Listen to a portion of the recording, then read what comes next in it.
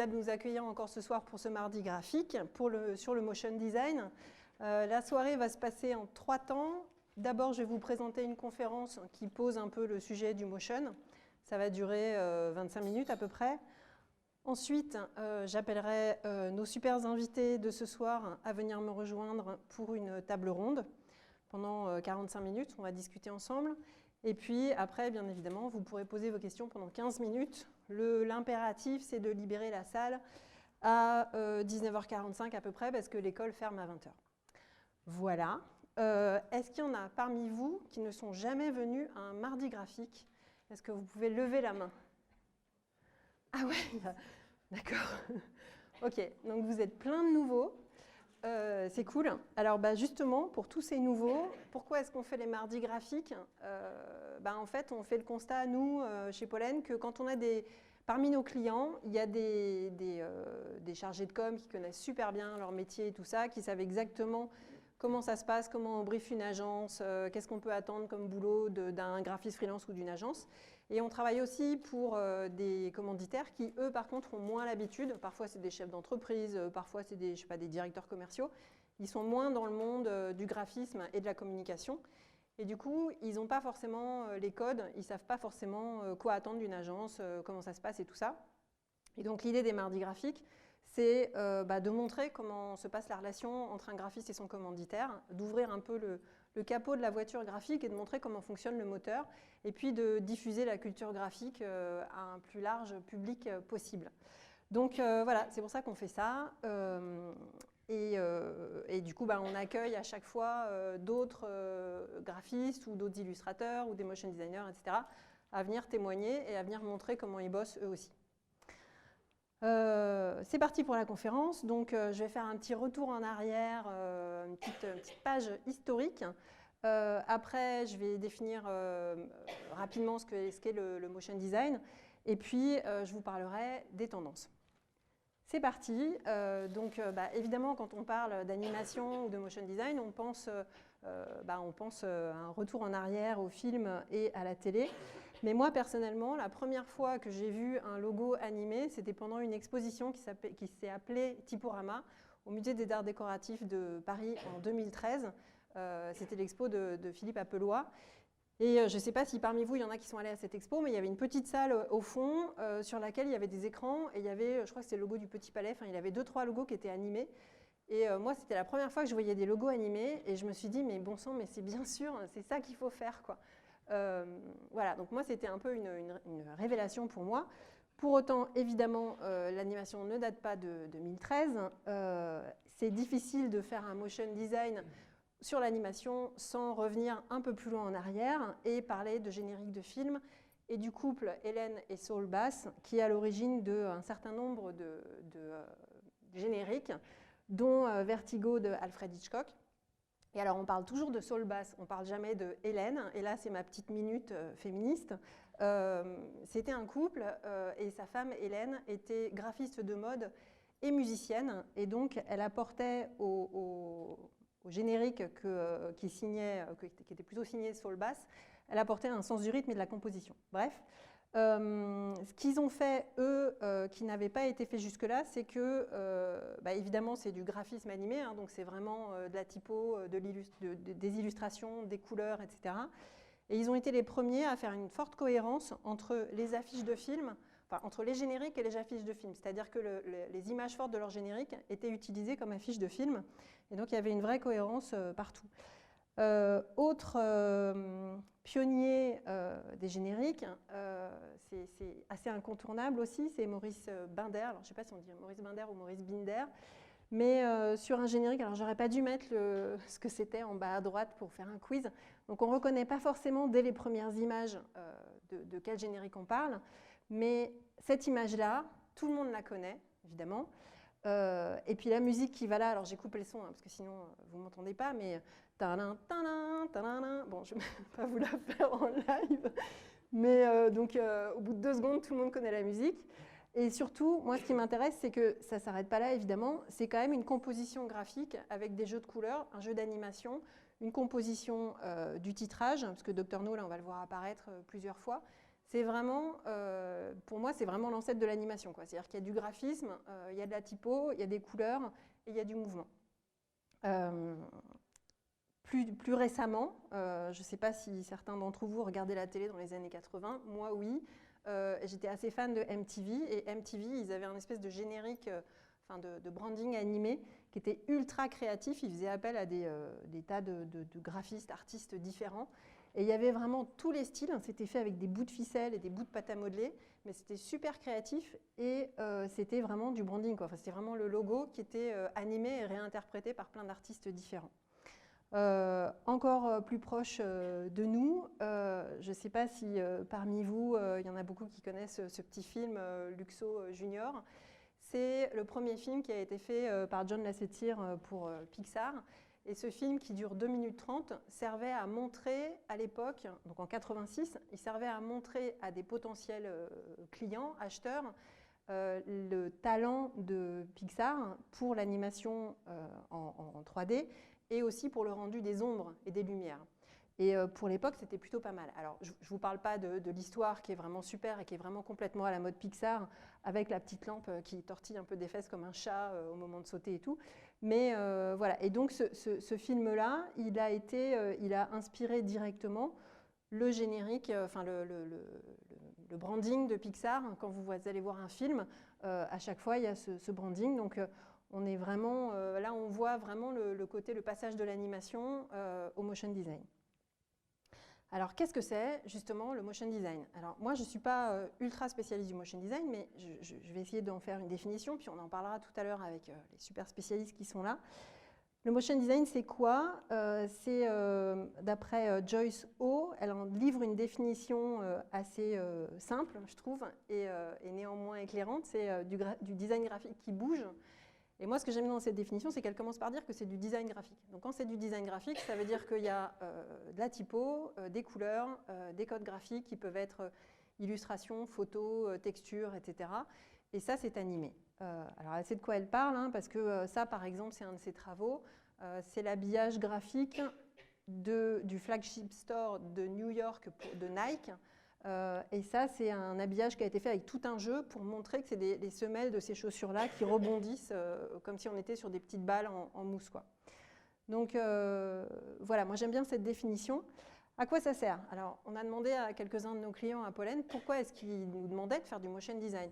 Et ils ont une réponse sur deux points. Ils disent que ça sert à faire passer un message parfois complexe en quelques secondes ou en quelques minutes. Évidemment, on est tous... c'est plus facile de comprendre une animation ou un petit film ou une petite histoire que de devoir lire un texte. Donc, ça permet de faire comprendre un message même complexe en quelques secondes ou en quelques minutes. Et en plus de ça, ça permet d'utiliser les codes d'une marque ou d'une institution. Donc, c'est deux gros avantages pour eux. Un exemple avec ce tout petit motion pour National Geographic. En quelques secondes, voilà, on a compris les valeurs de National Geographic. Pourquoi ça marche? Je le disais tout à l'heure, parce qu'on adore tous, depuis notre plus tendre enfance, écouter des histoires et qu'on nous raconte des histoires. Et puis c'est plus facile à comprendre que de devoir faire l'effort de lire un bouquin, par exemple. On est captivé par l'image animée, un peu comme un lapin dans les phares des voitures. Dès qu'on voit une image animée, on ne peut pas s'empêcher de regarder. Et puis, évidemment, on y passe du temps, on y passe même beaucoup de temps. Ça, c'est une étude que j'ai trouvée sur le blog du modérateur, l'étude de We Are Social et Hotsuite. Donc, ça date de janvier 2022, mais vous voyez sur la gauche, là, les 16-24 et les 25-34 passent sur les réseaux sociaux, hein, c'est uniquement sur les réseaux sociaux, par jour, à peu près 2h03 de leur temps. Donc, et même les vieux comme moi, c'est 1h30, 2h par jour, juste sur les réseaux sociaux. Hein. Donc c'est sûr que quand vous êtes une marque, quand vous êtes un annonceur ou quand vous êtes un organisme et que vous voulez communiquer auprès des gens, que vous avez un message à délivrer, c'est complètement incontournable d'aller sur les réseaux sociaux. Et du coup, c'est un écran, vous pouvez faire une animation et vous savez que si vous faites un truc animé, les gens vont plus comprendre, plus recevoir votre message. Voilà, comment c'est conçu? Alors dans Motion Design, il y a le mot design. Quand on parle de design, on se pose toujours un peu les mêmes questions. Quel est le message que je veux délivrer? À qui je veux le délivrer? Pourquoi? Et ensuite, comment je vais faire? Alors, Motion Design n'est pas toujours la réponse ultime, hein, c'est le comment. avant de se poser la question du comment, il faut savoir à qui on s'adresse, pourquoi on s'adresse à ces gens-là, etc. Et je ne sais plus ce que je voulais dire, mais donc voilà, donc c'est une démarche vraiment de design. Oui, en fonction des personnes à qui vous vous adressez, il y a tellement de styles graphiques possibles, il y a tellement de styles illustratifs possibles, qu'il faut bien savoir à qui vous adresser pour choisir le bon style, la bonne manière de vous adresser à ces gens-là. Combien ça coûte? Question intéressante quand même de savoir combien ça coûte. C'est toujours difficile de répondre à cette question. Pourquoi? Parce que ça dépend de deux choses. Ça dépend du client. Si vous faites un motion design pour le boulanger du coin, et si vous faites un motion design pour, je ne sais pas moi, Nike, c'est sûr que ça ne va pas coûter tout à fait la même chose. Pourquoi?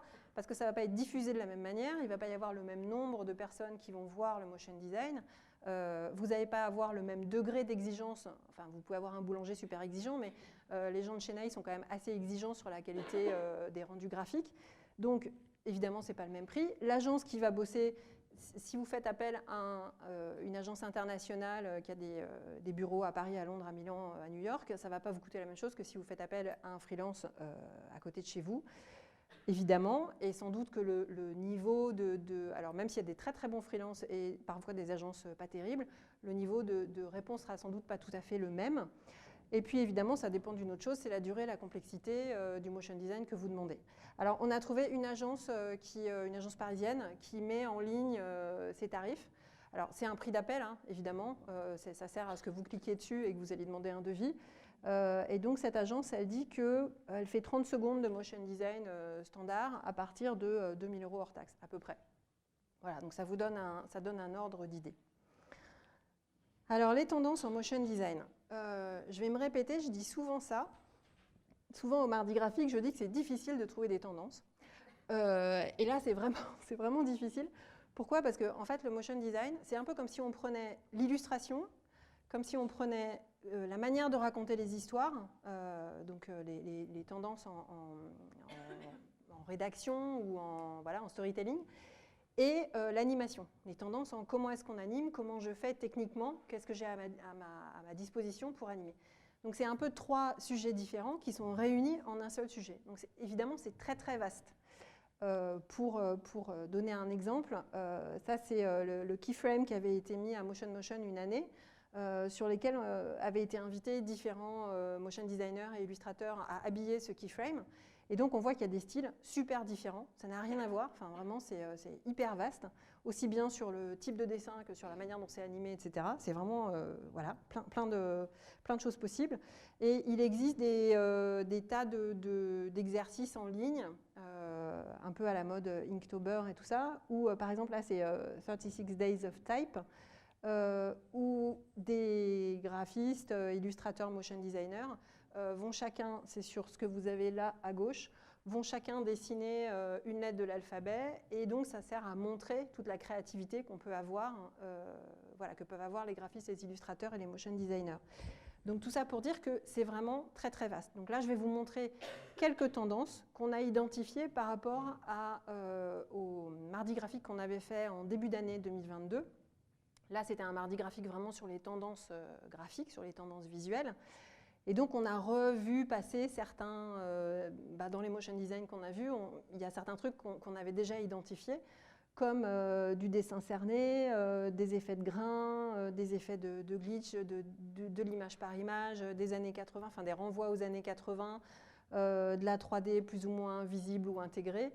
Voilà, donc c'est des choses qui nous ont parlé, et donc c'est de ça dont je vais vous parler là.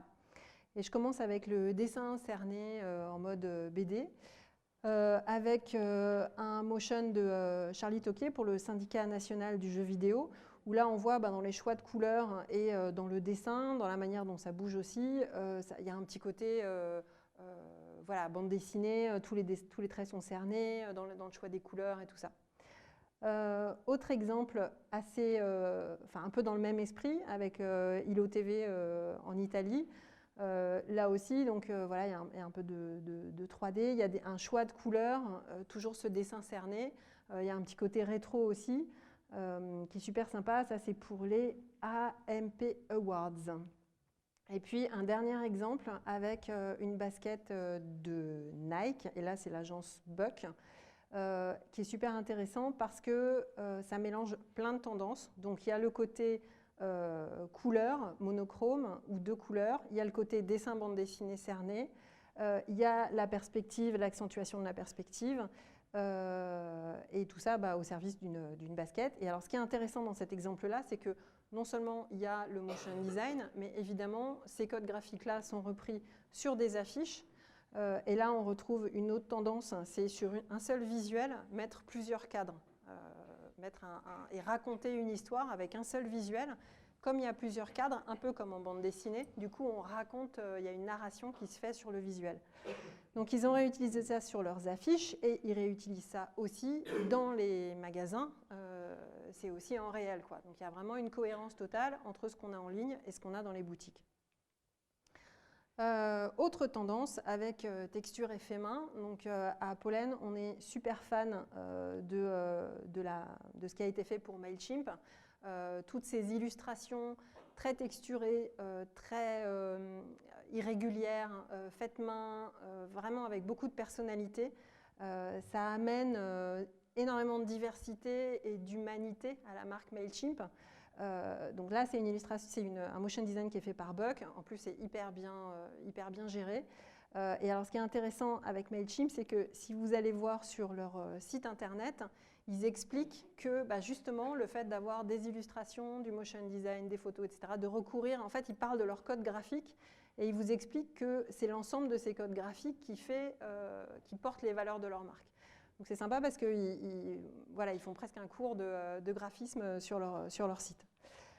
Autre exemple qui n'a rien à voir, hein, donc là c'est aussi très texturé et très sensible, mais c'est un style complètement différent. Pour ce motion design qui parle d'un sujet difficile, hein, c'est la perte d'une personne proche lors d'un conflit armé. Et pareil, donc très, très sensible, papier découpé, texture, etc. Le travail de Danae Gosset pour Hermès. Alors elle dessine carrément toutes les planches qu'elle anime image par image, donc c'est un boulot de dingue. Alors c'est Hermès, hein, donc ils peuvent sans doute se payer un travail aussi précis que ça. Et justement, Danae Gosset, donc, je vous montre aussi dans la tendance rétro un truc qu'elle a fait pour Nike, un motion, pardon, pas un truc, qu'elle a fait pour Nike, où là, elle prend des photos qu'elle anime, pareil, un peu en mode stop motion, en redessinant par-dessus les photos, en utilisant des trames, etc. Donc ça donne un côté aussi très rétro à ce motion. Après, voilà, c'est Nike, donc ils peuvent se permettre ce genre de budget. Rien à voir, un style totalement différent, l'agence Tigre Lab pour Mamos Beer, où là on est plus sur de l'animation vraiment plus rétro, avec un peu de l'image par image, mais c'est quand même très bien fait. C'est un style assez différent, mais c'est très bien fait. Enfin, le film dure assez longtemps. Donc je vous montre juste un petit morceau, mais même la rédaction est bien faite et tout. Donc voilà. Et puis encore deux exemples là de trucs rétro. Sur l'image de gauche, la Funk Pop-Up, c'est Julia Schimotz qui fait des impressions en riso et ensuite elle anime ces impressions en riso. Donc c'est pareil, c'est du image par image, c'est un boulot de dingue. Et sur l'image de droite, voilà, c'est aussi un peu le côté rétro, à plat de couleurs et tout ça.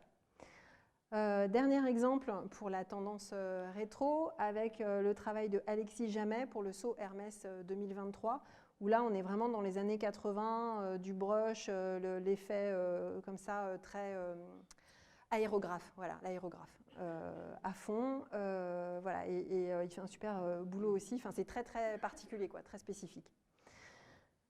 Alors, je vous ai montré des choses très texturées, très faites à la main, voilà, vraiment un peu bricolées. Évidemment, quand il y a une tendance, il y a toujours son opposé. Donc, il y a la 3D super léchée. Premier exemple qui n'est pas de la 3D, mais qui ressemble, c'est le travail du studio AK, donc il y a un studio londonien pour Fedrigoni. Comment faire pour montrer du papier quand on veut le montrer sur un écran ? Nous, on a trouvé ce truc-là assez intéressant parce que c'est la fausse 3D, c'est tout plat, mais c'est quand même vachement léché et assez beau graphiquement comme résultat. De la vraie 3D, là, pour le coup, avec le travail de Daniel Frumoff, Donc là, c'est vraiment, on s'en donne un cœur joie dans les effets 3D. Et c'est marrant parce que c'est la carte de vœux de Landor, de je ne sais pas quelle année d'ailleurs, mais c'est la carte de vœux de Landor. Et du coup, il reprend un peu le 36 Days of Types. En fait, chaque lettre du message de bonne année est créée soit avec de la 3D, soit avec du flat design, et animée séparément. Et à la fin, ça crée le message, voilà, bonne année, machin bidule. Donc c'est intéressant, c'est un espèce de portfolio de tout ce qu'ils sont capables de faire, quoi. Et vous avez sans doute vu aussi que même les grandes marques, comme par exemple Citroën, s'emparent de la 3D pour magnifier leur logo. Donc ça, c'est l'animation du nouveau logo Citroën qui est sorti il y a quelques mois, hein, ça ne fait pas très longtemps, c'est peut-être 3-4 mois, un truc comme ça, où là, il y a plein d'effets 3D, il y en a dans tous les sens, on en prend plein la vue. Personnellement, je ne vois pas forcément ce que ça peut apporter à une marque de faire plein d'effets comme ça sur son logo. C'est très visuel, c'est très beau, c'est très séduisant. Mais voilà, des fois, je me demande qu'est-ce que ça apporte en plus à la marque, quoi. Je trouve que c'est plus intéressant, en fait, quand c'est intégré dans un propos. Par exemple, là, c'est l'agence Noble pour Rolex. Et donc là, il y a une vraie mise en page et tout ça, il y a de la 3D, il y a du graphisme, il y a du multi-écran. Là, vous voyez, il y a plusieurs screens qui sont posés les uns à côté des autres. C'est vraiment mis en page, donc c'est intéressant graphiquement. Et dernier exemple de l'agence Noble avec Casumo. Là, ce motion-là, il est sympa parce que eux, ils ont utilisé tous les codes graphiques possibles. Donc vous avez vu tout à l'heure, il y avait du dessin à la main. Il y a de la 3D, on passe de l'un à l'autre, on passe de la 3D super léchée à un dessin beaucoup plus fait main, quoi. Et tout ça, c'est au service, ça sert à montrer la charte graphique qu'ils ont fait pour Casumo, montrant les typos, les couleurs, etc. Alors, c'est difficile de faire un mardi sur le motion sans parler des projets perso. En général, au mardi graphique, on essaye de montrer des exemples réels, c'est-à-dire le travail qu'on fait des agences ou des freelances pour des marques ou pour des commanditaires. Là, il y a quand même énormément d'expérimentations, comme en illustration d'ailleurs, qui sont faites à titre personnel. Il y a plein de motion designers qui développent leurs projets à eux. Un peu comme quand je vous montrais tout à l'heure le petit film de Pixar là, qui avait été fait en 86, ça servait pour montrer à des clients éventuels ce qu'ils étaient capables de faire. Et les motion designers aujourd'hui, les illustrateurs font beaucoup ça. Il y en a beaucoup qui montrent sur les réseaux sociaux ce qu'ils sont capables de faire, vraisemblablement pour montrer leur talent et pour être retenus par des éventuels clients. Donc ça va de petits trucs, de petites boucles super simples et très instagrammables comme ça, qui sont rigolotes à regarder. Des choses comme ça aussi en 3D avec, là on est un peu plus sur 36 Days of Types, à chaque fois c'est le chiffre 6 qui est animé. Voilà, donc des choses très plaisantes, jusqu'à des choses vraiment comment dire, extrêmement artistique. Je ne sais pas s'il y a des gens qui sont fans de Björk dans la salle. Peut-être que ceux qui sont fans de Björk connaissent le travail de Tobias Gremler, parce que c'est lui qui habille les fonds de scène de Björk pendant ses concerts. Donc là, c'est juste des trucs de malade, tout en 3D. Enfin, c'est vraiment super beau. Donc on part dans l'artistique. Pareil avec le boulot de Mathis Zovier. Lui, ça n'a rien à voir. C'est pixel par pixel et il va s'inspirer de tableaux classiques pour faire ses animations. Donc voilà, c'est vraiment juste pour vous montrer qu'il y a des choses hyper variées. Vous en trouverez des tonnes d'autres. On n'a pas la prétention d'arriver à tout mettre dans 20 minutes de conférence, mais voilà, il y a vraiment des choses très variées et c'est une scène super riche et il y a plein de projets à aller voir sur les comptes Instagram des illustrateurs ou des motion designers. Juste avant la table ronde, je fais un dernier focus sur le studio Dunbar, qui est un vieux studio, un peu moins vieux que moi quand même, mais un vieux studio hollandais, spécialisé en identité de marque. Je ne sais pas si vous connaissez, moi j'avais acheté un bouquin sur eux il y a fort longtemps quand j'étais étudiante. Et donc spécialisé en identité de marque. Et pourquoi je vous en parle? Parce que eux, ils ont intégré le fait que l'animation, c'est pas « Ah tiens, on est une agence de création d'identité visuelle, on va faire un chouette logo. » Et puis une fois qu'on a fait le chouette logo, on se dit « Ah bah tiens, comment est-ce que je vais l'animer mon logo ?» j'avoue que voilà, nous, on est encore un peu comme ça. Eux, ils ont compris qu'il fallait anticiper et que la manière d'animer la typographie allait être aussi importante que la typographie elle-même, que les choix de couleurs, que les codes graphiques. C'est-à-dire qu'ils intègrent l'animation vraiment dans les codes visuels de leur marque. Ils l'intègrent au tout début de la réflexion du logo. Donc, je vais vous montrer ça en 2 exemples. Le premier exemple avec l'identité visuelle qu'ils ont fait pour ce festival. Donc ça, c'est la version animée. Évidemment, elle se retrouve sur tous les titrages qu'ils vont faire. Ça se retrouve à gauche sur les affiches, donc en version, ça donne l'identité du festival en fait. Et à droite, pardon, j'ai oublié de lancer l'animation, et à droite en version animée. Donc cette manière de faire apparaître et disparaître les titrages, elle se retrouve à gauche, voilà, sur des kakémonos, et à droite, on voit comment ils gèrent l'animation. Et donc l'animation fait partie des codes graphiques de ce festival. Deuxième exemple avec le Cumulus Park. Donc ça, en gros, c'est le quartier de la création, pour ceux qui connaissent le quartier de la création à Nantes. C'est le quartier de la création d'Amsterdam. C'est-à-dire que c'est un endroit dans la ville où la municipalité essaye de concentrer des entreprises, des startups, des boîtes du web, des graphistes, des photographes, etc. Donc des métiers créatifs, de façon à ce qu'il y ait des échanges entre les personnes, entre les entreprises, entre les créatifs, pour ramener encore plus d'idées, encore plus d'émulation. Et donc, Dunbar, pour l'identité du Cumulus Park, ils ont dessiné une typo faite de plein de petits éléments, comme une idée qui est faite de plein de petites choses, ou comme une entreprise qui est faite de plein de personnes différentes, ou comme une personne qui elle-même est faite de plein de composants. Et cette typo, quand elle s'anime, elle ne reste pas figée, elle continue de bouger. Donc vous voyez là sur Parc, hop, ça bouge. Pourquoi? Parce qu'il y a des morceaux d'idées qu'on va échanger avec quelqu'un d'autre, où il y a des créatifs qui vont avoir les idées qui vont continuer de bouger. Donc c'est une typo qui n'est pas figée, quoi. Donc ils l'utilisent évidemment sur tous les supports print, affiches, tote bag, etc. Mais c'est quand même, c'est super sympa d'avoir pensé cette typographie qui est faite avec plein d'éléments différents. Là, vous la voyez avec des carrés, mais des fois elle est avec des puces rondes, des fois elle est avec des bâtons. Et donc c'est super sympa de voir cette typo qui est l'essence même du projet en fait. Voilà, donc en résumé, un bon motion design, c'est raconter une histoire, parce qu'on est tous sensibles aux histoires et on aime bien être embarqué dans une histoire, avec un graphisme singulier, parce que évidemment, quand vous travaillez pour un client, un commanditaire privé ou public, il va vouloir faire passer sa marque et ses valeurs, donc pour ça, il faut que vous utilisiez un graphisme singulier pour vous démarquer des autres. Et avec une animation fluide et rythmée. Il ne s'agit pas de s'endormir devant l'animation. La manière dont on anime, la manière dont c'est rythmé est super important, évidemment, pour tenir le public en haleine. Voilà, merci. J'ai beaucoup parlé. Donc, on va passer à la table ronde maintenant.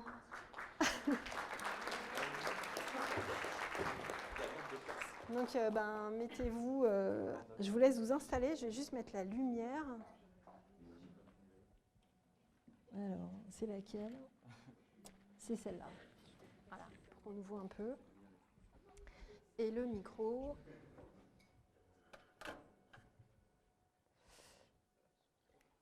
Voilà.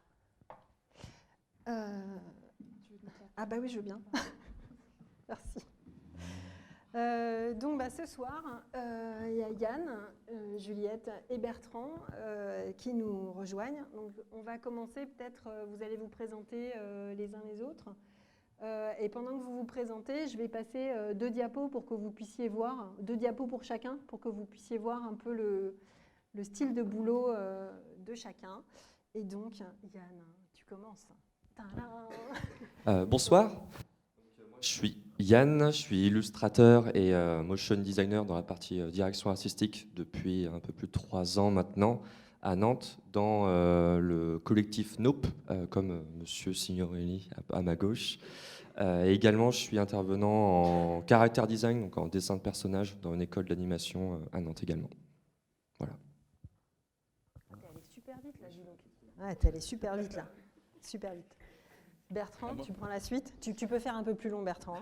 Vas-y. Alors, moi je m'appelle Bertrand, je suis motion designer. Je considère que en faisant du motion design, je fais également de la réalisation et de la direction artistique.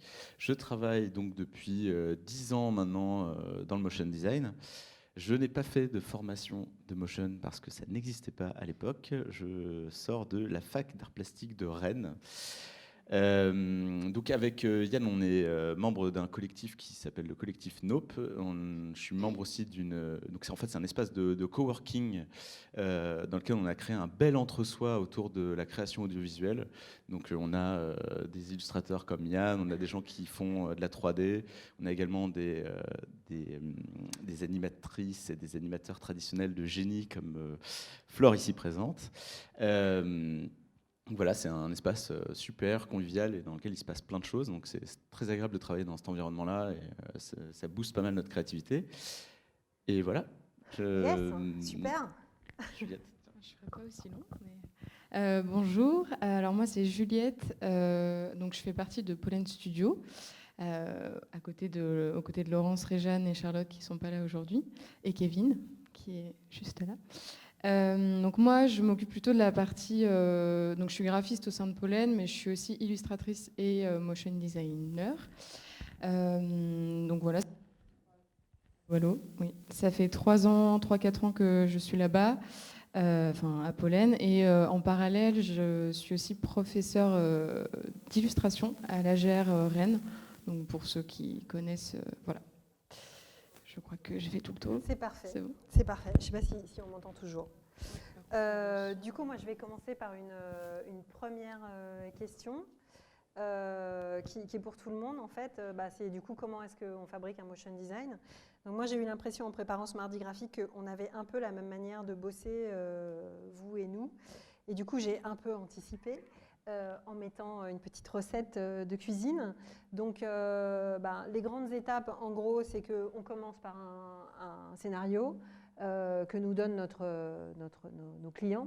Ensuite, on va faire un storyboard. On va commencer à dessiner. Après, on va choisir les voix et le texte qui souvent nous est donné. On va dessiner les plans fixes et là on va choisir vraiment, c'est là que le dessin va intervenir, enfin c'est là que vraiment le rendu va intervenir. Après, alors il y a une étape de 3D que nous on ne fait pas mais que vous faites. Et puis enfin à la fin, une fois qu'on a les dessins bien calés, une fois qu'on a l'anime bien calé, et on fait le rendu final. Donc pour illustrer ça, je vais montrer quelques diapos et puis vous pouvez, voilà, on va les commenter peut-être ensemble. Donc ça, Juliette, je te laisse présenter parce que c'est quand même assez, assez fun. Oui, alors c'est pas très beau. Donc au début, ça commence comme ça, un motion en fait. Donc ça, c'est le script. C'est un script que nous a envoyé un de nos clients.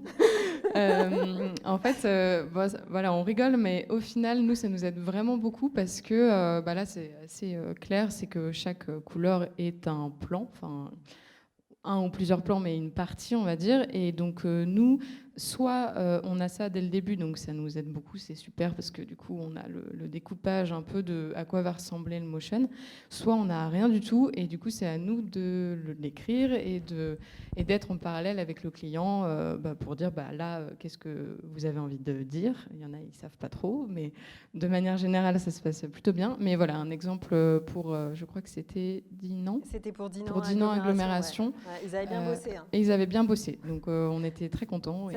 Voilà. Alors, ça vous arrive d'avoir des scénarios comme ça, tous les deux? C'est quand même un peu impressionnant hein, quand on découvre ça. À mon sens, si je recevais ça, pour moi, ce serait un des pires cas de figure parce que c'est quasiment une des parties que je préfère faire. Donc, si le client l'a fait en amont, ça veut dire que je peux pas travailler dessus. Enfin, je peux pas. Ça va être difficile de faire d'autres propositions a priori, mais c'est du travail. Et du coup, ça me permet de dire un truc à propos du motion design qui, pour moi, vraiment fait une des essences de cette discipline-là, de la création, c'est que c'est la discipline de création où il y a la spontanéité va être vraiment écrasée par une machine un peu administrative, ou en tout cas procédurière, où vraiment va falloir être super rigoureux sur les étapes. Et je trouve que c'est une bonne démonstration de ce que ça peut être. Mais l'idée étant de créer quelque chose qui soit vivant et harmonieux à la fin. Mais il faut passer peut-être par là. Ouais, ce que tu veux dire, c'est que quand on fait un motion design, il faut respecter certaines étapes et qu'il y a un côté administratif un peu, ou de validation peut-être un peu lourd. C'est ça ce que tu Voilà, veux dans dire l'idée, en gros, c'est une fois qu'on a validé une étape, l'idée c'est de ne pas avoir à revenir dessus, sinon ça fait refaire tout le travail, quoi. Si on a validé le script, qu'on a fait des still frames, qu'on commence à animer et que le script est retouché, ça veut dire qu'il faut revenir 2 cases en arrière, énormément de temps, et ce qui est relativement agaçant. Voilà. Mais, Donc bah justement, là, on a découpé les étapes. Donc, première étape, le scénario. Après, pardon, il y a des croquis, donc plus ou moins réussis. Hein. Ça, c'est l'étape où c'est spontané. C'était pour montrer qu'à partir de là, il peut quand même se passer des choses. Mais moi, c'est comme ça que je note mes idées, quoi. Donc, c'est jeté sur papier en 10 secondes, mais ça a quand même de la valeur. Ouais. Bah, nous, alors après, là, c'est juste un truc animé. Pareil, c'est pour vous montrer comment Juliette bosse. Vas-y, Juliette, si tu veux. Après, là, c'est un exemple particulier parce que c'était pour une petite capsule disant qu'on était confinés et qu'on travaillait quand même, je crois. Et comme on avait un peu plus de temps que d'habitude, je m'étais dit, bah, tiens, je vais faire un peu un backstage de mon illustration. Et du coup, je m'étais filmée. Mais voilà, grossièrement, oui, on fait un peu tous pareil. On fait les croquis, que ce soit sur carnet ou sur digital. Moi, maintenant, je vais quand même plus vite. Sur digital, donc en général maintenant c'est plutôt sur tablette ou iPad, mais on commence comme ça et puis après on repasse, que ce soit, là c'était sur Photoshop, à l'époque on n'avait pas encore de tablette, mais voilà, grossièrement. Et ensuite on passe au storyboard. Donc Yann, tu récupères le micro. Donc là on va parler un peu plus du projet que vous avez fait pour Kappa tous les deux, puisque du coup c'est un projet qui est sympa. On va le voir à la fin, les 2 motions sont à la fin de toutes ces étapes. Le storyboard, je ne sais pas ce que vous pouvez dire dessus. En fait, le storyboard, c'est ni plus ni moins que la version propre du dessin tout pourri qu'il y avait 2 slides avant. Voilà, l'idée c'était que, par exemple, ce film-là, cette vidéo-là, elle devait marcher aussi bien en 16/9 qu'en 9/16. Donc il fallait, voilà. Mais en fait, les cadres que vous avez vus juste avant, c'est ceux-là. C'est les 3 derniers, et celui-là sur le banc. Et du coup, vous allez voir ce que ça donne. Et donc là, ce qui est intéressant, c'est juste que j'ai fait certains cadres en dessin, et d'autres où c'est vraiment, j'ai commencé déjà à utiliser la 3D pour montrer à quoi ça ressemblera en dessin cerné. Ouais, et les indications qu'il y a en rouge, c'est le cadre en 16/9. D'accord. Alors que toi, Juliette, parce que tu mets aussi du rouge, donc pareil, nous on fait le storyboard à peu près de la même manière, donc c'est des séquences.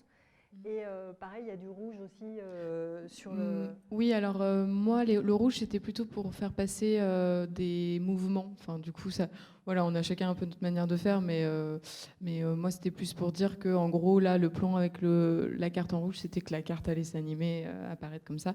Mais oui, c'est à peu près la même chose. De toute façon, un storyboard. Ce qui est intéressant, je trouve, c'est que quand même si un storyboard, c'est très, très classique, on a tous des manières de faire différentes quand même. Enfin, dans le fond, c'est pareil, mais voilà, il y a des petites choses qui diffèrent. Et après, un storyboard, c'est plutôt une manière de se repérer dans le temps. En plan 1, il se passe ça, en plan 2, il se passe ça. Mais d'avoir plutôt déjà en tête à quoi va ressembler chaque plan. Enfin, c'est vraiment histoire un peu de jeter sur le papier ce qu'on a dans la tête et surtout de pouvoir faire valider ça au client, en fait. Ouais, c'est ça. Pour que le client sache vraiment qu'est-ce qu'il va avoir derrière, quoi. Alors après, les personnages. Donc là, on commence à rentrer dans le dessin. Ouais, là, c'était à ce moment-là où j'étais intervenu dans le projet, donc sur le dessin des personnages. Donc en fait, il y avait d'abord Bertrand du coup, qui a été contacté sur ce projet pour un projet sur Behance que tu avais réalisé. Et en fait, du coup, le projet allait être fait en 3D, donc il fallait faire des poses, en fait, des espèces de typoses des personnages pour qu'ensuite la 3D se fasse assez facilement. Et donc là, c'est vraiment, il y a des étapes de pige et surtout d'échanges en fait, avec Bertrand. C'est-à-dire d'abord, je lui propose des premiers offres, des premiers sketchs, des premiers dessins, pardon. Et ensuite, on valide ensemble si ça correspond en fait, à la DA qu'on attend en fait, ensemble. Et après, c'est à chaque fois vraiment ces petites bricoles qu'on va retoucher. Ça va être la façon de dessiner le visage. Est-ce que ça va être trop stylisé? Est-ce que ça va pas l'être justement assez?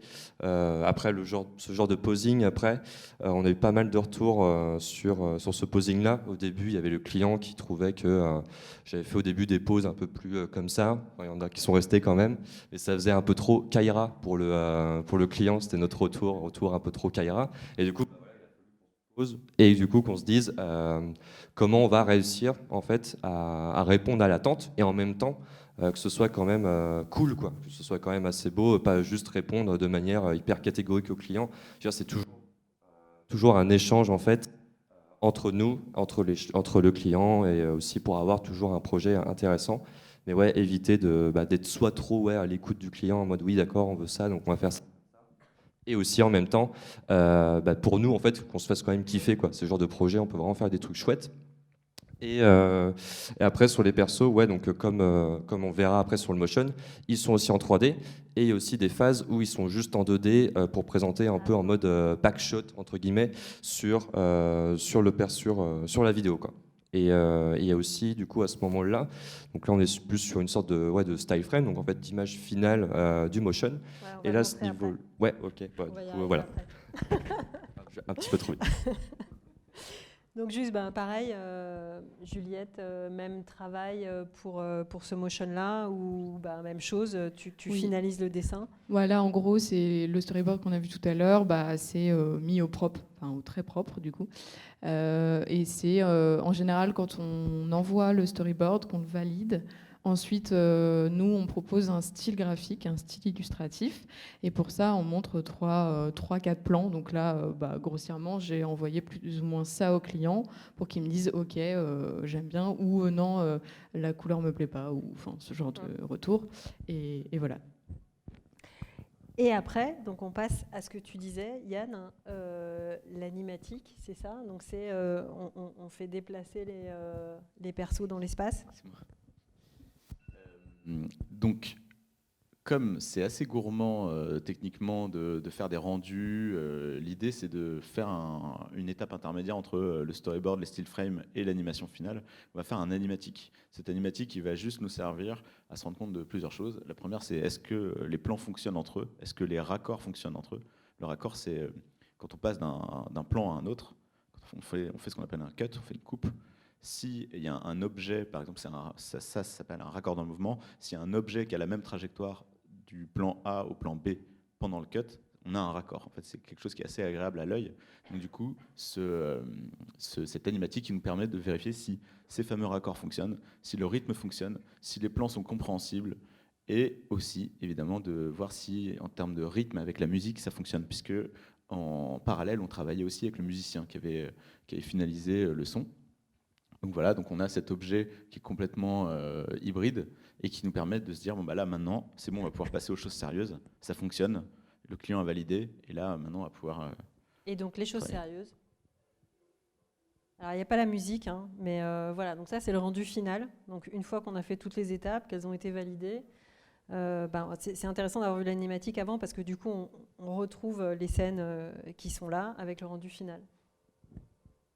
Est-ce que vous voulez... commenter peut-être tous les deux? Oui, grosso modo, le rythme n'a pas changé. Je crois que c'est vraiment le même timing, exactement. Et on a fait un parti pris avec Yann, c'est que en fait, si on doit faire de l'animation image par image de personnages, on est obligé de faire un compromis sur le style de ces persos. Et là, on s'est dit, on va faire exactement comme Jérémy Perrin a pu faire dans Last Man ou dans d'autres animés. C'est juste des personnages qui ne sont pas actifs. On s'en fiche, on peut les mettre en fixe dans le plan, c'est pas du tout gênant et c'est pas du tout inesthétique. Tant que la caméra bouge, on a quand même une sémantique du plan, c'est-à-dire qu'il y a un travelling, il va apporter du sens à un plan. Même si nos personnages bougent pas, ça donne une sensation, quoi. J'ai pas grand-chose à rajouter, mais ouais, c'était exactement ça, d'avoir à certains moments des personnages fixes, et puis d'avoir aussi l'ensemble de la vidéo qui s'agence bien. Je sais pas trop ce que je raconte en fait, mais oui, c'est bon, j'ai exactement, j'ai pas grand-chose à rajouter. Juliette, peut-être si tu veux commenter aussi donc pareil, le rendu final. Alors moi, c'est... Oui, Vas-y. Moi, c'est pas tout à fait pareil. En fait, on fait pas le même genre de motion, Bertrand, Pollen, enfin voilà, parce que nous, on est plus corporate. Enfin, souvent, c'est des. Après, Akapa, c'est aussi une marque, mais Dino Aglo, en gros, là, il venait vers nous pour quelque chose d'assez complexe à la base, mais en gros, c'était, il lançait un nouveau parc, un éco-parc à côté de Dinan, et il voulait que certaines entreprises un peu soient attirées par ce nouveau lieu, et du coup, il voulait dire que, par exemple, ils allaient préserver la biodiversité, qu'il y allait avoir des panneaux solaires, ce genre de choses. Enfin, il vendait un peu le nouveau lieu, et donc à partir de ça, nous, on a fait les plans fixes que vous avez vus tout à l'heure. Et après, moi, en gros, quand j'ai les plans fixes validés, je passe à l'anime. Après, c'est une anime plan par plan avec des transitions à chaque fois. En général, on met une musique et parfois une voix off. Là, il n'y avait pas de voix off, c'était plutôt de l'écriture. Mais voilà, je n'ai pas grand-chose d'autre à dire, à part que c'était assez chouette comme projet. Super. Moi, j'ai une question pour vous deux, Bertrand et Yann, parce que Juliette, toi, tu animes, enfin tu dessines, tu illustres et tu animes, mais vous êtes deux cerveaux et deux personnes séparées. Donc, comment est-ce que vous arrivez à vous répartir le boulot? À quel moment il y en a un qui bosse, l'autre qui attend? Comment ça se passe entre vous, en fait? Comment se passent les étapes et la collaboration quand on est deux à bosser sur un motion? Alors pour celui-là en l'occurrence, donc tu avais d'abord eu le script, tu avais tout ça, tu l'avais fait ensuite, tu l'avais refait, et puis après du coup il m'avait mentionné là-dessus sur l'ADA et puis l'illustration qu'on a fait un peu ensemble. Mais en fait non, tout se fait en parallèle, c'est-à-dire pendant que Bertrand faisait l'animatique, donc toute la création 3D que vous avez vu tout à l'heure en valeur de gris, eh bien moi j'étais déjà sur les propositions de personnages et la recherche de couleurs en fait pour en fait introduire ensuite dans le motion. Et justement après, une fois que en fait les étapes se valident petit à petit, donc en fait il l'envoie au client l'animatique, mais moi je suis toujours en train en amont en fait de faire les recherches, parce que ça prend quand même pas mal de temps, et vu que il fait l'animatique, mais par exemple on est quand même dans le même bureau, donc on peut échanger facilement si j'ai une question ou s'il y a un truc qui va pas, ou si je suis pas d'accord avec ce qu'il raconte, et en fait là on peut quand même débattre ensemble, et du coup toujours proposer quelque chose de chouette. Et puis après, une fois que l'anime est lancé, on a toujours quand même ces petits retours qui reviennent. C'est-à-dire, par exemple, des fois, là, vous avez vu, il y avait des petits travelling à un moment, donc la caméra qui passe d'un personnage à l'autre ou d'un plan à un autre. Des fois, on se rendait compte que en fait, le personnage que j'avais dessiné n'était pas assez grand. Donc, en fait, il fallait que je le retape pour en fait, qu'il se mette bien dans la scène, quoi. En fait, c'est plein de petites pétouilles après qui sont gérées entre nous, en fait. Voilà. Du coup, ça s'est rendu possible parce que vous bossez dans un même collectif, en fait. Donc, il y a une grande proximité, finalement. Oui, et il y a surtout des accointances. Je pense qu'on est assez complémentaires avec Yann parce qu'on est assez libre sur la parole. Yann est quand même super structuré dans son approche, ce qui me permet, en tout cas sur la partie vraiment design graphique pur, là où moi je peux un peu me perdre, notamment quand je fais de la 3D et que je fais du polygone toute la journée et que je choisis une couleur en fin de journée en mode on va prendre celle-là. Du coup, Yann peut venir et dire non mais là c'est ça pas du tout. Qu'est-ce qui te prend? Voilà, mais sur des projets peut-être un peu plus conventionnel, Yann va plutôt faire la DA parce qu'il est vraiment bon là-dedans. Il a vraiment, il donne vraiment des bonnes intentions de rythme dans ses créas. Et tiens, c'est pour toi. Là où moi je fais vraiment beaucoup. Ma passion c'est vraiment l'animation énormément et pour que je peux être très très efficace, quoi. Ok. Et du coup, comment ça marche quand les clients vous font des retours? Quel genre de retours ils vous font? Et comment est-ce que vous les prenez en compte, en fait? On apprend à dire merci, parce que c'est surtout des compliments qu'on a. C'est beau. En fait, tout dépend des étapes. On est rendu, c'est-à-dire, comme je disais au début, en fait, on vraiment fait étape par étape. C'est d'abord le script, et après, il y a du coup les premiers storyboards, et puis ensuite on tape les premières, donc les images finales, quoi, les style frames. Et en fait, il y a des retours à chaque étape. Donc, chacun en fait fait un peu chacun s'occupe en fait de sa partie.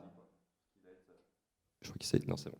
Tout ce qui va être la partie donc ouais, script, storyboard, on va dire dans la réal quoi. Ça peut être plus être Bertrand par exemple qui va gérer ça. Après, dès qu'on va être dans l'illustration, les personnages, la couleur, là c'est moi qui vais m'occuper de ça. Donc en fait, je vais avoir les retours là à ce niveau-là quoi. Si par exemple on envoie, en fait généralement on a du coup un script. Après il y a le storyboard. Donc là on fait valider le storyboard et en même temps on envoie 2-3 style frames pour donner en fait une direction d'attention au client et généralement plusieurs propositions en fait. On en fait 2-3 mais x3 quoi. Donc ça fait 6, je me trompe pas, c'est bon. Et du coup là en fait une fois qu'on a fait cette proposition là, soit le client en choisit une et c'est cool, soit il est en mode ouais peut-être un hybride des deux, ce qui arrive en fait très souvent. Et donc là on refait une nouvelle passe où on arrive sur un rendu on va dire un peu plus finalisé. Et voilà, donc après, et puis encore une fois, après, chacun s'occupe de son taf. Une fois que la partie DA est faite, que la partie Illustrator ou Photoshop, mais surtout Illustrator, est faite pour le motion, moi je file ça à Bertrand et puis il se débrouille. En gros. Juliette, tu veux dire, toi, comment tu intègres les retours? Qu'est-ce que tu as comme genre de retour et comment tu fais? Alors, en retour, c'est vrai que souvent, c'est plutôt des compositions de plans. C'est vrai que nous, le storyboard, on en a déjà parlé, mais c'est hyper sécurisant parce que ce que disait Bertrand, c'est que ça permet de dire, voilà, ça va être comme ça, et du coup, si tu reviens en arrière, du coup, il faut que moi, je rebosse derrière, je refasse un storyboard. Voilà, ça bouleverse un peu tout. Mais j'ai souvent des retours sur un storyboard, ce qui est normal, mais c'est pas forcément le plus gros, parce que c'est pas pour moi, c'est des croquis, donc ça va assez vite en fait. Mais c'est plus quand j'arrive sur les plans fixes, moi j'appelle ça comme ça, ou vous appelez ça autrement, je crois. Style frame, voilà. En gros, c'est les plans fixes, c'est-à-dire les plans sur Illustrator ou autre, avant de passer sur After ou en animation. Et voilà, et du coup, là, c'est plus malgré le storyboard, il y a quand même des clients qui nous demandent de rebouger des compositions, des personnages. Voilà, des retours assez classiques en fait. Mais par contre, quand j'arrive à l'animation, j'ai souvent des retours, mais on arrive de plus en plus à Pollen. Allô. On arrive de plus en plus à dire. À dire que l'animation, ça prend du temps, c'est quelque chose qu'on valide en amont et chaque petit retour peut prendre plus de temps qu'on pense. Voilà. Et donc, on arrive de plus en plus à le dire aux clients et à un peu être pédagogue derrière ça. Voilà. Donc, du coup, j'ai un peu moins de retours en animation. Et justement, combien de temps ça prend? Une question pour vous trois. Faire un motion comme les deux motions qu'on vient de voir là, Kappa pour vous deux et Dinan pour toi. Combien de temps est-ce que vous arrivez à dire à peu près en heures de travail ou combien de temps vous avez bossé dessus en mois ou en semaines? Pas facile peut-être parce que vous faites d'autres projets en parallèle, j'imagine. Vous faites pas que ça. Donc, Le demander en amont, c'est-à-dire le temps ça prend au total. En fait, le truc de Kappa là, ça nous a pris un mois, un petit peu moins, je crois. Ouais, c'est ça. Par exemple. Un mois total, pour vous deux ou en ajoutant ça se fait ensemble du coup, ouais. Peut-être Bertrand un petit peu plus pour l'anime, mais non, un mois au total, ouais. Ok. Et un mois en faisant que ça? Non, ok. Non. Un mois en faisant d'autres trucs. Ouais, d'accord. En fait, les étapes de validation, parfois c'est très long, quoi. C'est-à-dire que nous, on se dépêche de livrer les trucs quand on est en heure parce qu'on voit notre calendrier et en fait, le client des fois, il se dit, il a aussi son boulot et puis il met du temps à valider des trucs et voilà. Donc ça peut, un truc comme ça qui pourrait être, on pourrait bosser 8 heures par jour dessus et ça serait fait en 2 semaines. Bon, là, c'est un mois, quoi. Ouais. Oui, on a la même chose aussi. Oui. Qu'est-ce qui vous éclate le plus dans votre boulot, chacun de vous? Qu'est-ce qui vous fait le plus triper quand vous faites un motion? Alors, en fait, moi, c'est un peu particulier parce que je fais pas que du motion design, loin de là. Enfin, moi, je suis de plus en plus motion designer, mais avant tout graphiste. Donc moi, en fait, ce qui m'éclate le plus, c'est justement la diversité de faire des illustrations, du motion, des logos, de l'édition, enfin ce genre de choses. C'est vraiment un pollen, on n'a pas, en tout cas, je trouve qu'on n'a pas de frontières ou de barrières en création. C'est vraiment en fonction de la demande et du client. Et donc c'est vraiment ça, de pouvoir toucher à tout. Vous avez vu tout à l'heure, je peux passer du pastel à la main à du Illustrator. C'est ça c'est ça qui est cool et enrichissant. Donc, je pense que c'est ça en fait. Alors moi, du coup, il y a deux trucs qui m'éclatent. Le premier, c'est de vraiment trouver des solutions techniques pour que quelque chose fonctionne à l'image, quoi, que vraiment on ait l'illusion que le truc bouge, et ça peut être juste le fait qu'il y ait, je sais pas, une vague qui s'arrête sur du sable et qui va s'effacer dedans. Je trouve énormément de satisfaction à trouver des solutions techniques pour que ça fonctionne et que ce soit peu énergivore. Et l'autre truc qui est complètement égocentrique, c'est juste être capable de produire moi-même des images où je suis auto-hypnotisé et je me dis « Waouh, c'est moi qui ai fait ça !» Et c'est complètement mégalo. Mais voilà, on va pas se le cacher, si on travaille, si on veut raconter des trucs, c'est aussi parce que, je sais pas, on a une certaine estime de nous-mêmes, voilà.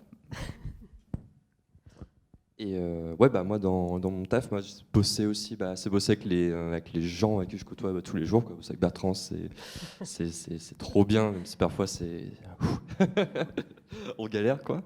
Mais non, autrement après, ouais, dans mon taf, oui, pareil, comme Juliette, il y a plusieurs choses, que ce soit dans l'illustration ou le motion. Je dirais que dans le motion, moi je suis plus dans la partie DA, donc moi je kiffe quand c'est vraiment les autres qui animent.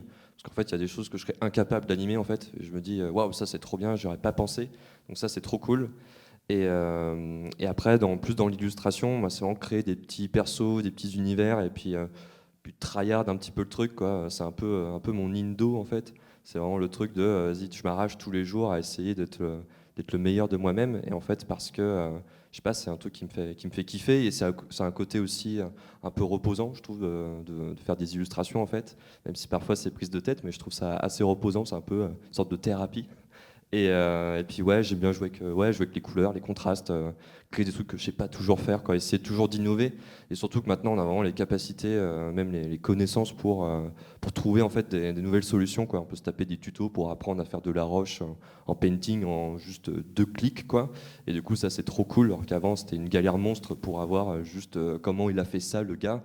En fait on restait sur comment il a fait ça et on découvrait ça peut-être jamais ou très longtemps après. Alors que là, on peut vraiment découvrir en 2-2, quoi. Et ça, moi, je kiffe trop, en fait, avoir tout ça, quoi. En fait, faire plein de trucs, j'aime bien. Et comment est-ce que vous voyez l'avenir du motion? Moi, j'ai l'impression que là, à Pollen, depuis quelque temps, on nous en demande de plus en plus. Est-ce que c'est le cas pour vous? Et est-ce que, je sais pas, je vous ai pas demandé, mais comment vous réagissez par rapport aux tendances qu'on a vues? Et d'après vous, vers quoi va évoluer le motion design? On entend beaucoup parler d'intelligence artificielle en ce moment. Voilà, quelle perception vous en avez, vous, de l'avenir du motion? Moi, quand tu as montré à quoi servait le motion, voilà. Il est pénible, ce micro. Ça va revenir. Ouais. C'est bon, ouais. En fait, je lui ai donné une fonction quasiment narrative, quoi, comme si ça servait à raconter forcément quelque chose. Et en fait, il y a aussi tout un aspect vraiment image de marque. Contemplatif. Et contemplatif. Mais vraiment, quand je parlais d'être auto-hypnotisé par ce que je faisais, c'est volontairement parce que avec Instagram ou des réseaux sociaux comme ça, qui proposent de l'image animée, mais sur des formats extrêmement courts. En fait, ce qu'on cherche à faire, c'est vraiment juste capter l'attention aussi du spectateur et autour d'une marque. Et je pense que ça, c'est des contenus qui vont forcément, ça va continuer à exploser. Évidemment, l'explainer de base qui dure 1 minute pour expliquer n'importe quel concept, ça va continuer à vivre. Et ça, à mon sens, pour répondre à ta question. En ce qui concerne l'IA, en fait, on est encore sur des balbutiements, mais c'est vrai que c'est ultra impressionnant. Là, maintenant, je sais pas, il y a des intelligences artificielles où il suffit de créer un espèce ce qu'on appelle un prompt, c'est-à-dire demander à l'IA, je voudrais une représentation de la Vierge Marie sculptée par Michelangelo, redessinée par Giger et resculptée derrière par je sais pas, le mouvement Dada, j'en sais rien. Et en fait, l'IA, elle est capable de proposer quelque chose, quoi. Et elle n'est pas capable de proposer quelque chose, genre, laisse-moi 15 jours, je te fais un truc. C'est instantané et souvent c'est pertinent. Après, à faire rentrer dans un process de travail, j'imagine qu'on peut le faire rentrer dans un workflow, mais pour l'instant, moi, je m'en sers pas. Mais c'est inexorable, quoi. Enfin, Ouais. c'est comme Photoshop, quoi. Il y a eu un avant, un après, quoi. Avant, les gens devaient tracer les lettres eux-mêmes, et puis un jour, il y a eu Photoshop, et voilà, il fallait se servir de Photoshop, quoi. Ouais. J'ai pas grand-chose à ajouter, je pense. Je pense que tu as un peu tout dit en vrai. Ok. Tous les deux, vous développez des projets perso, parce qu'on l'a un peu dit tout à l'heure, mais Kappa, c'était à partir d'un projet perso. Donc moi, je l'évoquais tout à l'heure en disant qu'il y avait énormément de créativité, énormément de propositions, que ce soit sur des petites boucles en 3D, que ce soit sur autre chose, aussi bien des illustrateurs que des motion designers. Vous deux, je sais que vous montrez un peu des projets perso. Comment vous faites ça? Comment vous arrivez à avoir du temps pour le faire? À quoi ça vous sert? Voilà. Ouais. Pour les projets perso, ouais, évidemment. En fait, du coup, je suis freelance, donc du coup, en fait, le but d'être freelance, c'est d'avoir un peu de temps à côté, afin de se débrouiller pour essayer d'en avoir, quoi. Et du coup, ouais, moi, je fais, la plupart de mon temps off ou hors sortie ou tout ça, quoi. Plus, on va dire, j'essaie d'être à fond dans les projets perso, donc c'est-à-dire moi, mon échelle, c'est par exemple d'essayer de développer une routine de dessin. Donc en fait, je dessine tous les jours, donc c'est venu petit à petit, ça met du temps. Mais maintenant, je l'ai, quoi. Donc ça, je suis plutôt content là-dessus. Et en fait, ça permet après de développer des espèces d'illustrations un peu narratives, évidemment de développer la technique aussi, parce qu'il faut toujours, quand on sort d'études, en fait, on n'est pas pro, hein. Désolé pour ceux qui sont étudiants, mais spoiler, vous ne serez pas pro. On a encore énormément à apprendre par la suite, quoi. L'apprentissage, il ne se termine jamais. Et en fait, pour trouver du temps, il faut. En fait, je pense qu'on l'a tous, mais il faut juste essayer de faire peut-être des petits sacrifices sur quelques éléments. Par exemple, je sais pas, avant je matais beaucoup trop de séries, du coup j'en mate plus trop, j'en mate un peu moins, ou 3-4 épisodes, j'en matais un, et voilà, quoi. Ou peut-être essayer de un peu moins sortir de temps en temps, quoi. Ça c'est peut-être un peu plus dur, mais voilà, essayer en fait de trouver du temps et aussi que son taf aussi peut servir à développer son aspect perso. Les projets comme ça qu'on a avec Bertrand, ça c'est cool parce que du coup même dans le taf je peux quand même expérimenter, et du coup c'est jamais du temps perdu, quoi. C'est même du temps gagné, et on peut vraiment apprendre là-dessus. Et puis je vais essayer d'éviter de trop parler, mais aussi pour mon côté, vu que je donne aussi des cours, du coup aussi enseigner, on apprend toujours, parce qu'on est obligé de mettre des mots en fait sur ce qu'on sait de manière un peu inconsciente, maintenant qu'on fait ça depuis quelques temps. Et ça permet en fait de réapprendre aussi ce qu'on pensait savoir, et de se dire ah non, en fait je me trompais peut-être totalement, ou alors au contraire de se dire non, ça c'est bon, je le maîtrisais, mais je savais pas que c'était ce mot-là forcément, et d'être un peu plus pédagogue avec soi-même aussi. Ça c'est hyper important, de toujours essayer d'être un peu structuré, quoi, pour progresser. Et, ouais, voilà. Super. Juliette, ou Bertrand, vous voulez ajouter un truc? Moi, après, c'est un peu particulier. Comme je suis en agence, je ne suis pas en freelance. Disons que tout mon temps qui est dédié à Pollen, je le fais pour les clients, pour les projets. Donc, j'ai toujours quand même une petite partie de recherche, ce genre de choses. Par contre, pour ce qui est plus du perso, j'arrive, moi, de plus en plus à le dégager chez moi, de mon côté. Donc, c'est pas forcément des choses liées à Pollen, au contraire, mais ça me nourrit beaucoup. Ça me nourrit pour Pollen, ça me nourrit pour plein de choses.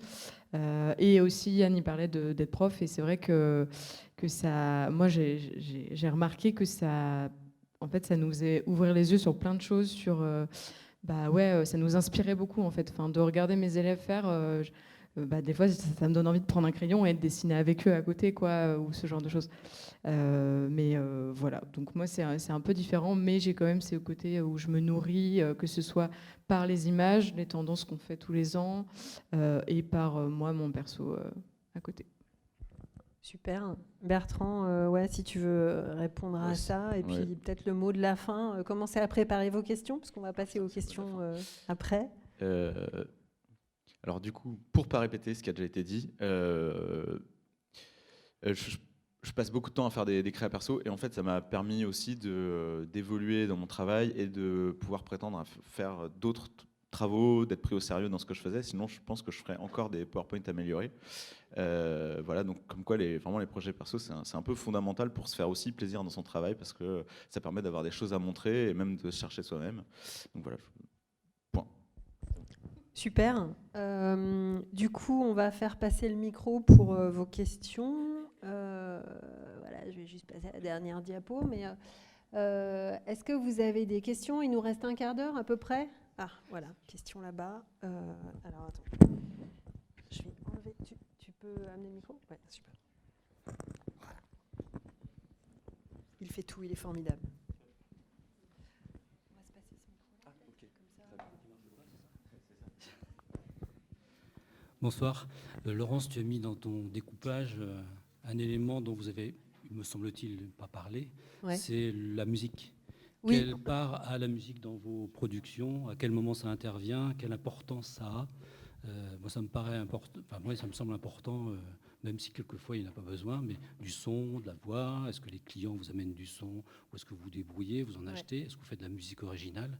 Voilà, tout ça. Et vous parliez de montage tout à l'heure. Le montage, certes, c'est les raccords, les raccords entre les plans, mais c'est aussi le rythme donné par la musique. Est-ce qu'elle vient avant? Est-ce qu'elle vient après? Enfin bon, voilà. Merci. Très bonne question, Francis, tu as tout à fait raison.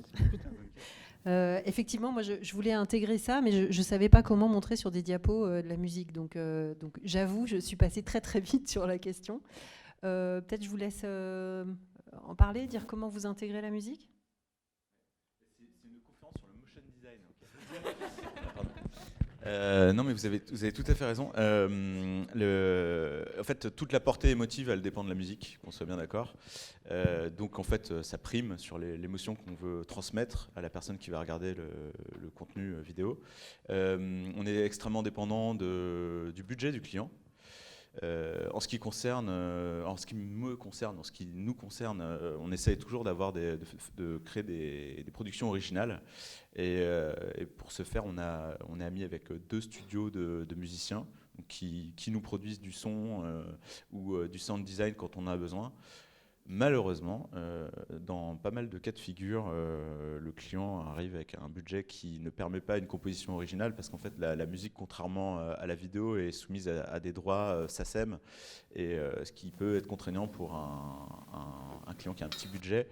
Et malheureusement, du coup, le premier budget qui saute, ça va être la composition originale, quoi. Voilà. Et pour le... Les voix, c'est au même titre que la musique. On va chercher des comédiens qui vont travailler avec ces studios son avec lesquels on travaille, qui vont enregistrer et qui vont être dirigés soit par nous, soit par le client. Voilà. Ça fonctionne un peu pareil. C'était ça la question.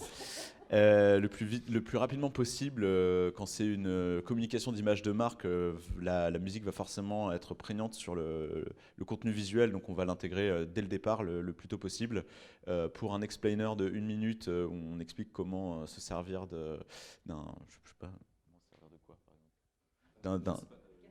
d'une cafetière, par exemple. Là, en fait, il n'y a rien qui est prégnant, en fait, parce que tout le monde s'en fout, sauf le client. Donc, en fait, on prend la musique au dernier moment, si on veut, s'il faut. Voilà.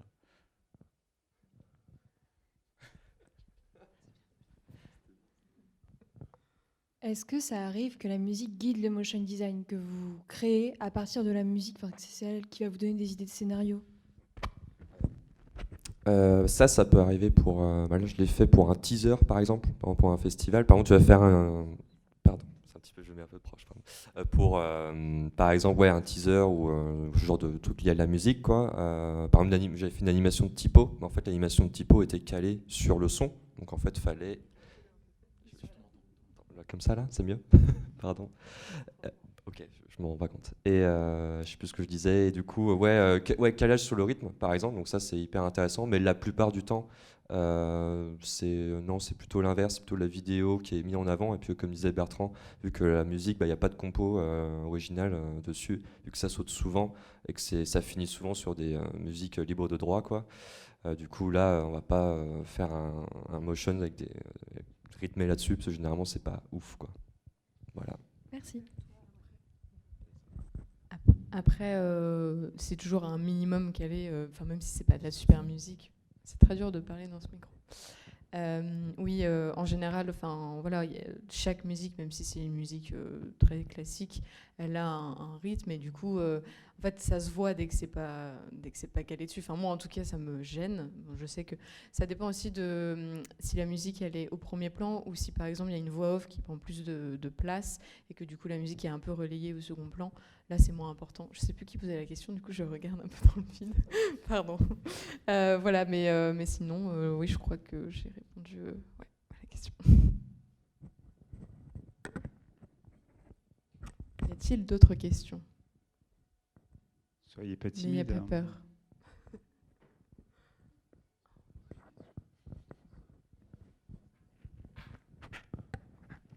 Vous êtes sûr vraiment, personne? C'était tout clair sur le process, tout ça, sur... Il y a peut-être un truc qu'on n'a pas trop abordé, c'est le prix. Enfin, j'en ai parlé tout à l'heure, un peu pendant la conférence.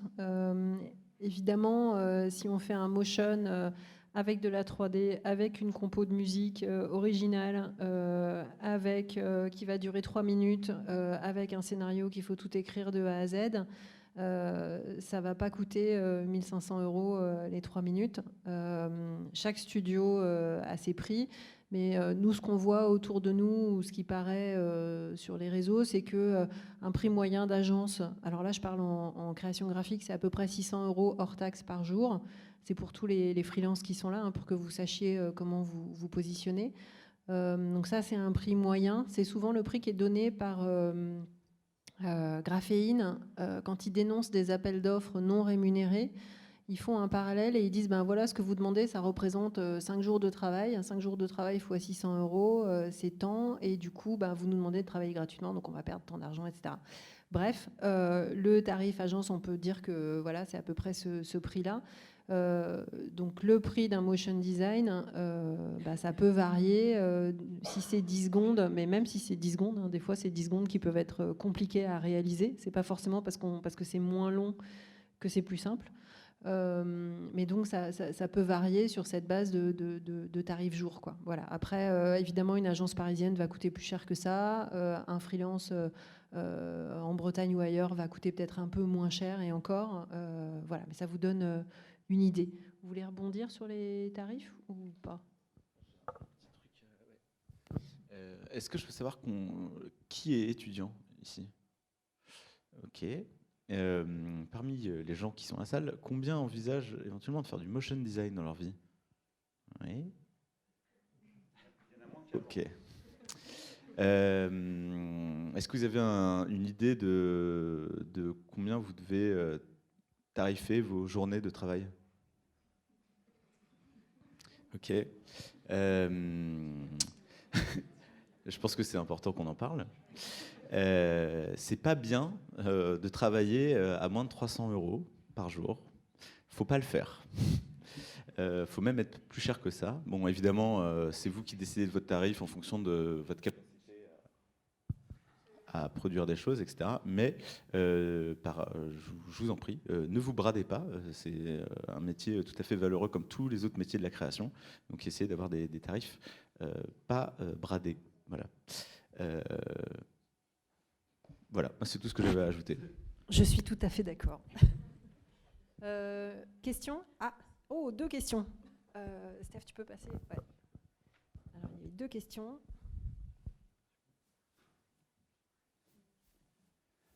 Vous en verrez pas souvent, alors posez vos questions maintenant. Moi, je me demandais quel logiciel vous utilisiez du coup pour faire du motion design.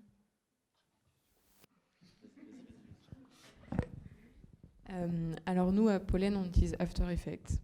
C'est la base. Enfin, ça, c'est pour l'animation. Après, pour la création des illustrations, on fait beaucoup Illustrator parce que c'est très facile de passer de Illustrator à After Effects. Enfin, c'est des formes, enfin, c'est pas du pixel, donc c'est plus facile.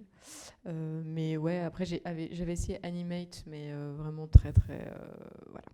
J'ai fait un peu les bases, mais c'est tout. Et puis, il y a un tout petit peu de GIF animé aussi, du image par image. Mais grosso modo, on est toujours sur After quand c'est pour des clients. Voilà. Et toi, Juliette, tu démarres sur l'iPad, c'est ça? Oui, ça dépend, mais pour faire les croquis, c'est plus simple de démarrer sur iPad. Après, ça ne veut pas dire que qu'est-ce qu'il y a ? Mais je sais qu'il n'est pas d'accord, c'est pour ça que c'est intéressant. T'aimes pas l'iPad? Ah bon. Bah oui, on a acheté un iPad, voilà. Non, ça c'est plus pour la partie croquis parce que c'est facile, c'est spontané. Puis après, je passe souvent sur Illustrator ou autre. Qu'est-ce que tu as à dire sur l'iPad? Non, en vrai, j'ai rien à dire sur l'iPad. Il n'y a pas de, en fait, il y a pas de prérequis. En fait, c'est juste comme au même titre que le design graphique. Il n'y a pas de logiciel pour faire du design graphique qui se suffit. En fait, c'est protéiforme, quoi. En fait, on peut servir de plein de logiciels, plein de techniques différentes, etc. Par contre, bah oui, After Effects c'est le plus polyvalent, quoi. Mais sinon, bah, en fait, vous pouvez tout faire, quoi. Logiciel de 3D, image par image, même de la photo, image par image, vous pouvez, quoi. Même de la RISO. Voilà.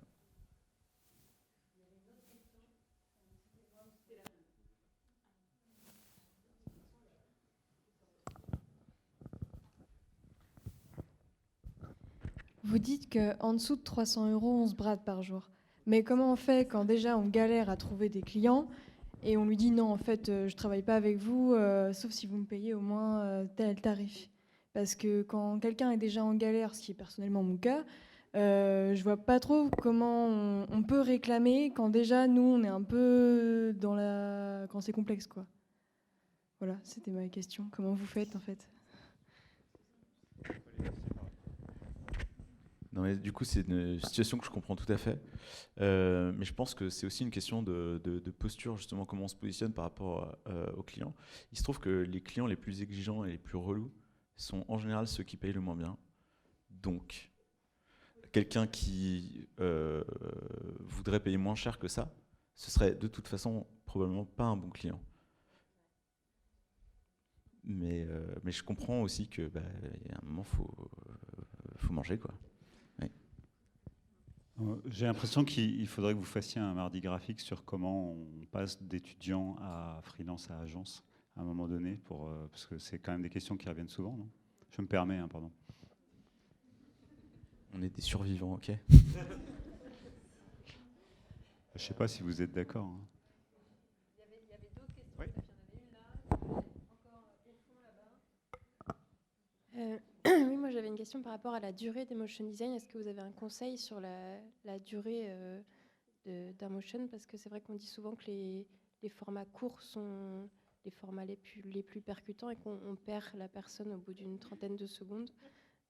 J'imagine que ça dépend aussi du message qu'on veut faire passer, mais voilà, si vous avez des conseils sur la durée des motion design.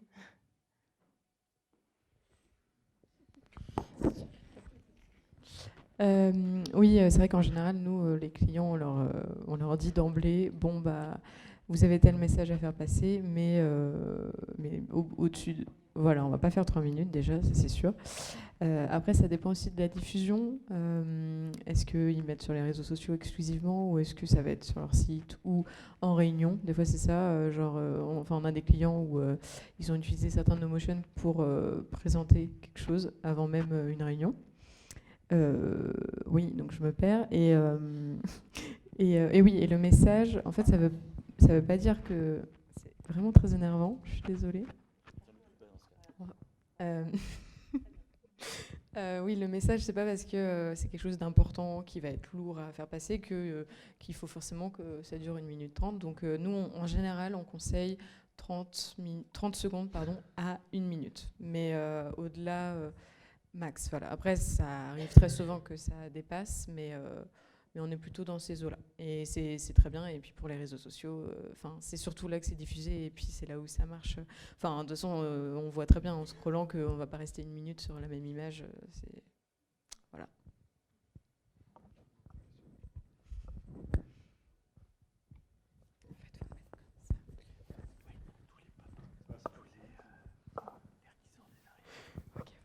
Bonsoir, Gaëtan. J'avais une petite question pour revenir au logiciel. Est-ce que vous avez des bugs ou des latences, notamment sous Illustrator quand vous créez vos compos? Et si vous en avez, comment vous palliez à ces bugs ou ces latences? Alors, oui, bonsoir. Du coup, pour répondre à ta question, oui, il y a des bugs tout le temps en fait sur tous les logiciels. Après, pour Illustrator, tout dépend. Pardon, là, c'est bon. Là, c'est bon. Ok. Ah oui, en effet, c'est mieux. Et oui, du coup, qu'est-ce que je disais? Oui, sur Illustrator, ouais, bon, parfois ça bug, surtout quand il y a un max de compos en fait aligné. Généralement, voilà, si on fait donc des images fixes, donc des style frames pour le motion, on va avoir, je sais pas, aller une vingtaine, je dis ça au hasard, d'images. Bah, au bout d'un moment, en fonction de la machine que tu as, oui, ça va planter. En fait, le truc qu'il faut faire, c'est déjà peut-être séparer, faire des compos sur un fichier séparé. Des fois, ça peut aider. Donc, en gros, isoler les objets pour qu'ils soient plus faciles après à naviguer, quoi. On est purement sur la question technique. Et après, essayer aussi d'éviter d'avoir plein d'objets qui se baladent dans le logiciel. C'est-à-dire, il faut avoir quand même, au début, moi, quand je bosse, c'est un peu le bordel. Et après, plus on avance dans la prod, plus j'essaie de ranger à chaque fois le nombre de calques pour qu'on évite d'avoir 2 milliards de calques, ça ne sert à rien. Normalement, c'est voilà, est-ce que je peux pas un petit coup de Pathfinder, donc voilà, on merge des objets entre eux, et comme ça, du coup, là, on gagne en fait, on optimise en fait tout ça, quoi. On optimise le logiciel, pardon. Je sais pas. Puis après, quoi d'autre? Puis après, After, c'est aussi le même problème, mais là, vraiment, ça dépend vachement de la machine. Et après, pareil, comment on s'organise. Moi, je m'organise très mal, donc ça bug de ouf. Ce qu'il faut, c'est parfois, par exemple, pour de la vidéo, il y a des trucs à faire. Par exemple, si vous avez fait une vidéo un peu longue, par exemple, et vous devez faire un correctif, en fait, des fois, il n'y a pas besoin de tout ressortir, de faire tout le rendu qui va durer une journée, quoi. Juste faire un rendu de 10 secondes, hop, puis après, on remet sur une autre vidéo qu'on a déjà. Ouais, je le fais, voilà. Ça se fait en fonction du budget aussi, des fois, on est obligé. Et voilà, mais après, il faut essayer en fait, d'alléger franchement le logiciel, vraiment en essayant d'être organisé. Mais ouais, ça prend un peu de temps. Au début, on se perd un peu et éviter d'avoir. Et aussi, des fois, on duplique vachement des objets, on ne s'en rend pas compte sur Illustrator. Des fois, on se dit, mais c'est pas possible. Dans le masse d'écrêtage, il y a un objet qui, dedans, et en fait, est le même. Et du coup, ça, pareil, on peut trouver des méthodes pour supprimer tout ça. Voilà.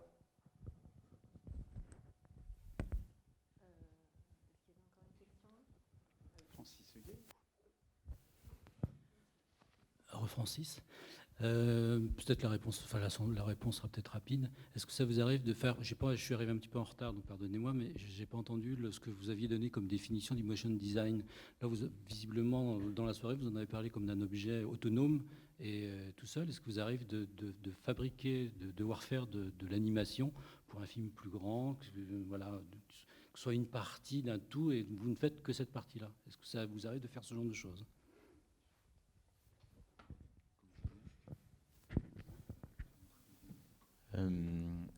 Du coup, voilà, ok.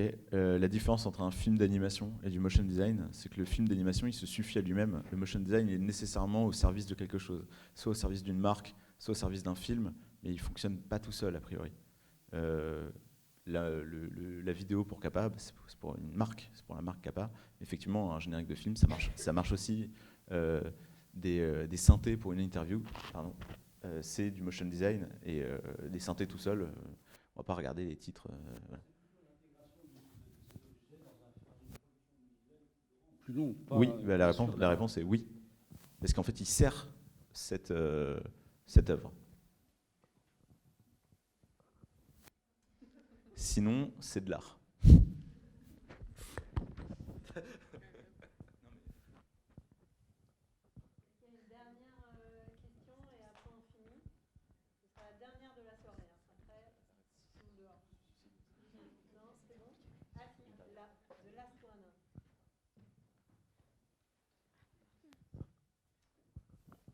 Est-ce que vous conseillerez d'acheter un Mac où on peut rester sur des versions moins chères d'ordinateurs comme Windows, voilà. Tu veux faire quoi? Bah ouais, là je suis en études de design graphique. Du coup, j'hésite à investir pour Noël. Voilà.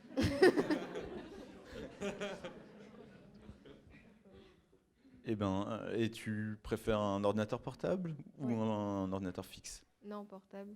Eh bien, je n'y connais rien en ordinateur portable.